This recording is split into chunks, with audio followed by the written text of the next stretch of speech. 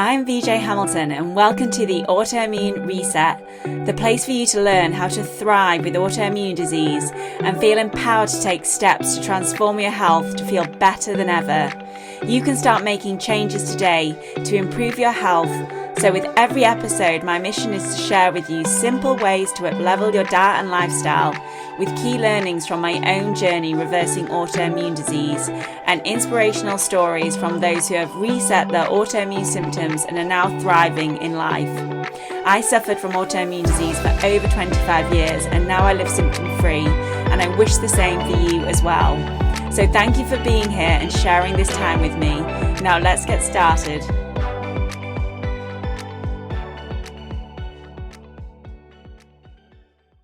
Hello and welcome back to the Autoimmune Reset podcast. I'm your host, VJ Hamilton. I'm a nutritionist, scientist, and expert in autoimmune disease. And today we're going to be talking about a condition that I think is one of the most misunderstood and overlooked areas of health, and that is Ehlers-Danlos Syndrome, also known as EDS, and Hypermobility Spectrum Disorders. And even if you're listening and thinking, this episode probably isn't for me because I'm not really that flexible and I don't think it applies to me, well, I encourage you to stay with me because what I found fascinating about this area is that so many people don't actually realize they're hypermobile in the first place. And when we think about hypermobility, we often imagine the person who can do the splits or put their foot behind their head. That was actually me at one point. Or bend their thumb back to their wrist. But the conversation goes far beyond flexibility because connective tissue is everywhere. And when connective tissue behaves differently, symptoms can show up in places that many people would never connect. So today I want to explore why someone with hypermobility may also experience things like IBS, migraines, chronic fatigue, dizziness when standing, histamine issues, anxiety, or feeling like their nervous system is constantly switched on, because this is something I see time and time again. Someone might have been to the neurologist for their migraines or a rheumatologist for their joint pain. Maybe they've been told that their blood tests look normal. Maybe they've been told it is to do with stress. And then they are left feeling like they have a list of random unrelated problems. But one of the biggest lessons I've learned through my own health journey and working with many clients is that their symptoms are rarely random because the body is always communicating. The question is, are we listening and asking the right questions? Because often the question isn't what medication matches this symptom. Sometimes it's a deeper question, and that is, why is the body expressing symptoms across so many different systems and areas? And that's why it can be hard to diagnose these types of conditions, because you will have symptoms or issues in different areas of the body, and connecting them can feel like a challenge. And this is where EDS and connective tissue become such an interesting conversation, because Ehlers-Danlos Syndrome is actually a group of connective tissues disorders, and there are different types of EDS, and some have genetic causes, but the most common type is hypermobile EDS, which has historically been more difficult because there has not yet been a single genetic marker identified that explains every case, and this is one of the reasons diagnosis has been challenging for many people. Now, connective tissue is largely associated with collagen. And when we hear the word collagen, we often think about beauty products. You may have heard that collagen is good for your skin, it's good for wrinkles, it's good for hair. And there are so many supplements now with collagen in them. And I feel like everybody seems to be taking collagen. And, it's not that that's inherently bad, but it's just that collagen is so much more than what we understand it to be. And collagen is an essential part of the internal scaffolding in your body. It gives structure and support to your joints, your ligaments, your tendons, your blood vessels, your digestive system, your skin, and many other tissues. So if connective tissue is altered, it makes sense that symptoms may not only appear in one place. And this is the part that is often missed. Someone may have joint symptoms, but they may also have gut symptoms and migraines and fatigue and temperature regulation problems and food sensitivities. I feel like I'm listing the symptoms that I used to deal with on a daily basis, and they may never have been told that those things could potentially all be linked. One of the interesting areas of research is how common symptoms outside of the joints are in people with hypermobility. Studies have found associations between hypermobility disorders and gastrointestinal symptoms, autonomic dysfunction, chronic pain, and fatigue. And when I was living with chronic fatigue, I didn't understand why, when I first went to see a nutritionist, they were asking me whether I had hypermobility. And this is one of the reasons. And in my family, we have hypermobile joints. We can bend our thumbs backwards. I was always good at gymnastics. I could get my foot behind my head. It was just one of those funny things. I would sit in uncomfortable, what looked like uncomfortable positions, but I was comfortable. But the thing is, it's not just about being bendy, because it's about how connective tissue influences the whole body. And actually, I was reading Lena Dunham's autobiography recently, and she talks about her own experience with this. And many people know Lena for her work as a writer and an actress and the series Girls, but she's also been very open about her health journey, including living with endometriosis and chronic pain. And what I found really interesting was that she mentioned someone actually reached out to her after seeing a photograph of her where her thumbs were bent backwards, and they recognized this as a sign of hypermobility and suggested she looked into whether this could be part of the bigger picture. And I think this is such a powerful example, because so often these signs are there, but nobody connects them. Someone might have painful periods and endometriosis. Someone might have digestive symptoms. Someone else might have migraines, fatigue, or anxiety. And these are often treated as completely separate issues. But sometimes there is a common thread running through the body. And that is why looking at patterns, which I love to look at when I'm working with clients, rather than isolated symptoms, is so important. So let's talk about the signs that are often overlooked, because many people who are hypermobile don't identify as hypermobile. They might just say, I was really flexible when I was younger, or I used to be a good dancer, or was good at gymnastics, or my joints always clicked, or I always bruised easily, or I'm constantly stretching because I feel so tight. And that last one might surprise you, because you would assume somebody who is hypermobile would feel really loose, but actually many people feel incredibly tight. And the reason is that the muscles often have to compensate. If the ligaments aren't providing enough stability, then the muscles may tighten to protect you, because your body is so clever. When you're feeling pain, when you're feeling tight, when you're feeling inflammation, it's trying to do its best to help you and support you, and it adapts. But over time, that compensation can become exhausting. Imagine holding a muscle contraction all day without realizing. That requires a huge amount of energy, and that brings us on to fatigue, because fatigue is one of those symptoms that many people with EDS and hypermobility struggle with. And again, we have to ask why, because it's rarely just one thing. It may be that the energy required to stabilize the body is so much, and the body is working so hard that you're just not able to get enough energy to support that. It might be due to poor sleep, due to the pain that you're experiencing. It might be that the nervous system is dysregulated. It could be to do with nutrient deficiencies, because digestion is often affected. It may be inflammation or immune activation. And this is why I always talk about looking at the whole person, because the body does not work in separate departments. The immune system, the gut, hormones, mitochondria, and our nervous system are constantly communicating. Now, one of the most fascinating connections with EDS is the nervous system. And many people with hypermobility experience symptoms associated with autonomic dysfunction.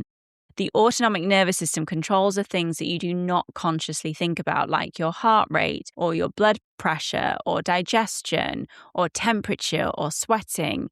And I've spoken about this before, that one of the symptoms that I had for many years, for over 10, 15 years, was that I never would sweat. Actually, when I started sweating, it was a good sign to me, because I was like, wow, my body is actually sweating again. And that's all controlled by the autonomic nervous system, including your stress response.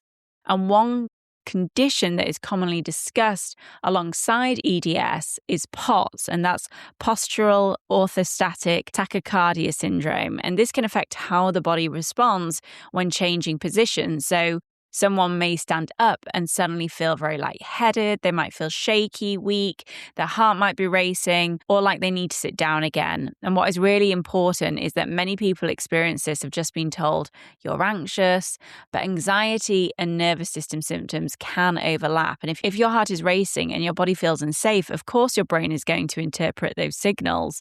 The mind and body are not separate. They are having a constant conversation between each other. And then we have the gut as well. And this is when it really overlaps with the work I do, because digestive symptoms are incredibly common in people with hypermobility. And again, when we understand the body, it makes sense. Your digestive tract contains connective tissue. It's your gut lining. Your gut also relies on coordinated muscle contractions to move the food through the gut, which we call motility or peristalsis. And if motility slows or changes, then someone can experience bloating, constipation, reflux, and IBS type symptoms, because the bacteria is then feeding and fermenting on those foods that are moving through the gut quite slowly. And that is when we have dysbiosis and bacterial overgrowth. But there is another layer to this as well, because the gut is directly connected to the nervous system through the gut-brain axis. And I always explain it like this. If your body thinks you're running away from a tiger or a predator, digesting your lunch is not going to be a priority at that moment in time. The body is going to prioritize survival. So when you have been living in a state of chronic stress, pain, overwhelm, your digestion is going to be impacted by that.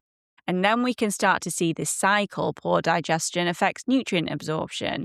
Nutrients affect energy production. Energy affects repair. The nervous system affects digestion, and everything loops back round in this vicious cycle. And another area that comes up frequently is histamine and mast cells. I see this so often in my clinic.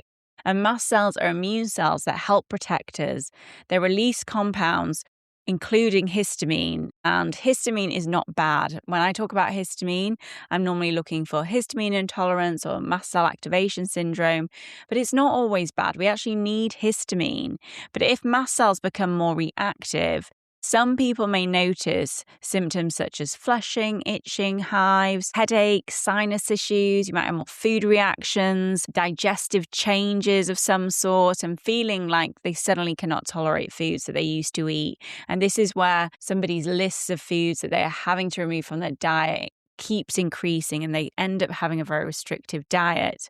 And again, it comes back to the immune system and nervous system relationship, because their stress system is often in a more reactive state. This is why we always have to look at the environment the immune system is living in. Now, something really important is happening in the world of EDS. The Ehlers-Danlos Society has announced a major update in the diagnostic criteria.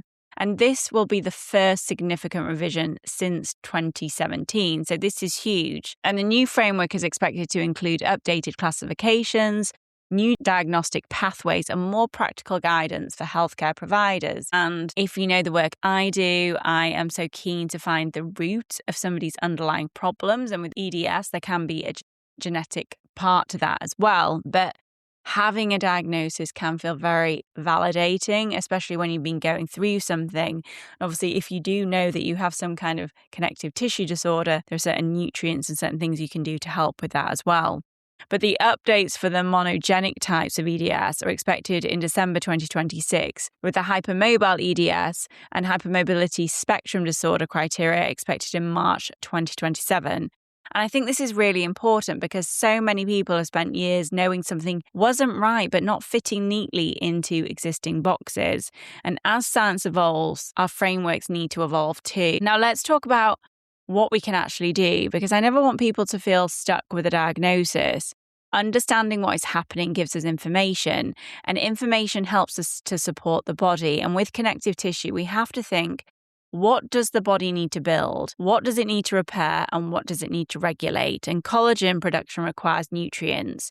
Vitamin C is essential because it acts as a cofactor for enzymes involved in collagen formation. So foods like berries, kiwis, peppers, citrus fruits, and broccoli can be really helpful. Protein is, of course, also essential. And this is one of the biggest things I see, especially with women. They're trying to heal and repair while not giving their body enough building blocks. And it's so easy to not eat enough protein as well. If you're not eating protein at breakfast and a small amount at lunch, you're not going to get adequate amounts in just one meal at dinner time.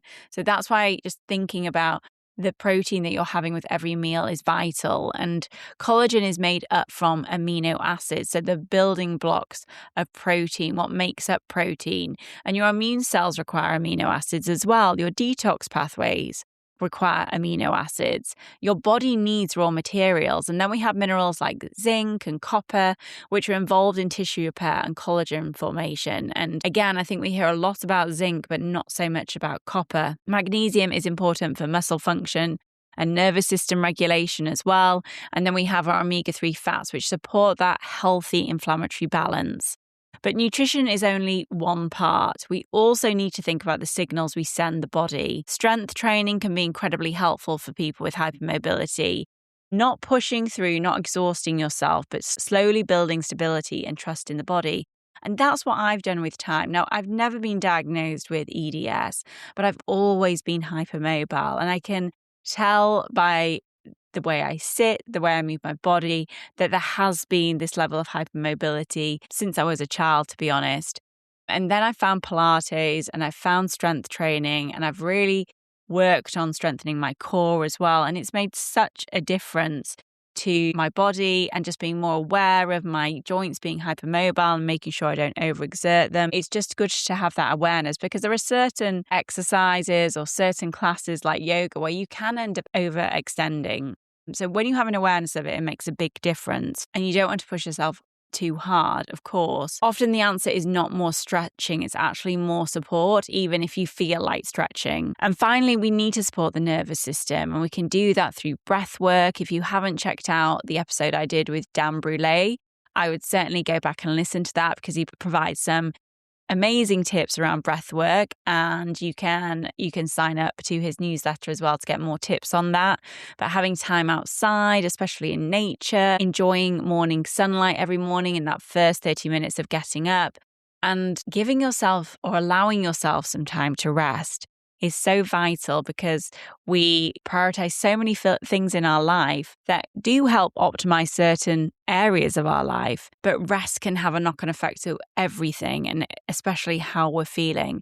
But a lot of us just aren't prioritizing that time. But creating moments where your body gets the message, I am safe, is vital for you to recover from any kind of chronic illness, because repair requires safety. So if you take anything from today's episode, let it be this. If you've been collecting symptoms for years like IBS, migraines, fatigue, pain, anxiety, food reactions, they may not be random. Your body is connected. And when we stop looking at each symptom in isolation and start understanding the whole system, we can finally start asking better questions. So have a think about what I've discussed today. Could any of this apply to you? Because the more we understand our bodies and the more we understand what is the root of our symptoms, the better chance we have of recovering and feeling our best again. And if this episode has helped you connect some of the dots, please share it with somebody else who needs to hear it. You can also ask me any questions over on my Instagram account, which is @theautoimmunity nutritionist, or you can join my free group, the Autoimmune Forum. If not, have a fantastic rest of your week, and I'll speak to you soon. Take care. Thank you very much for joining me today on the Autoimmune Reset. I really hope you enjoyed the discussion, and be sure to subscribe to the podcast so that you never miss an episode. And if you liked it, I would hugely appreciate a review on iTunes, as it helps me understand what you like about the podcast and to help share the information with more people. I'm excited to speak to you next time. And remember, you have the power to take the reins on your health. So keep the faith and celebrate the small wins. Until next time.